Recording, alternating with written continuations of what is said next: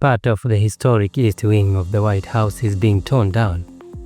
Bulldozers and construction crews have started demolishing portion of the building to make way for a brand new addition, a grand presidential ballroom.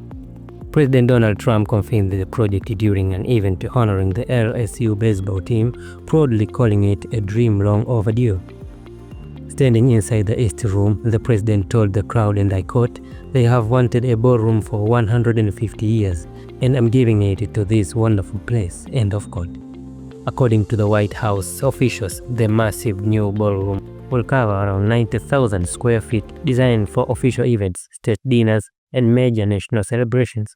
The president said the entire project will be privately funded, with contribution from what he called, and I quote, "patriotic Americans, great companies, and myself included," end of quote.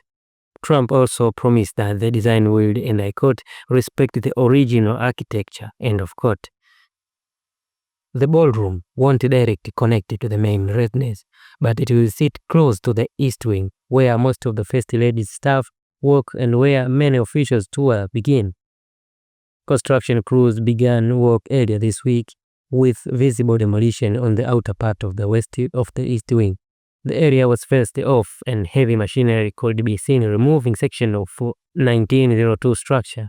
White House Press Secretary Caroline Levitt said the East Wing will be modernized to meet current standards while preserving its historical look. Now, for a bit of background, the East Wing was added to the White House more than a century ago under President Theodore Roosevelt and later expanded during World War II. It's been home to everything from wartime office to the First Lady's staff. Changing it isn't just about construction, it's about reshaping a piece of American history. While supporters praised the project as a bold improvement that reflected the president's vision for a stronger, more beautiful America, critics argue it risks altering one of the nation's most treasured landmarks. Preventionists are watching closely, warning that even a well-intentioned addition could disturb the White House's delicate architectural balance. Still, Trump remains confident, calling the project a gift to future generations. He said, and I quote, "This is going to be the most magnificent ballroom in the world, a space that celebrates America, its greatness, and its people," end of quote. As the work continues over the next several months, DC will watching every crane, every hammer, and every beam that goes up behind that historic white facade. For now, that's the latest in Washington. The White House is changing again. Whether it's seen as a modernization or a makeover of history, one thing is certain: the Trump ballroom will leave its mark on the legacy of America's most famous home.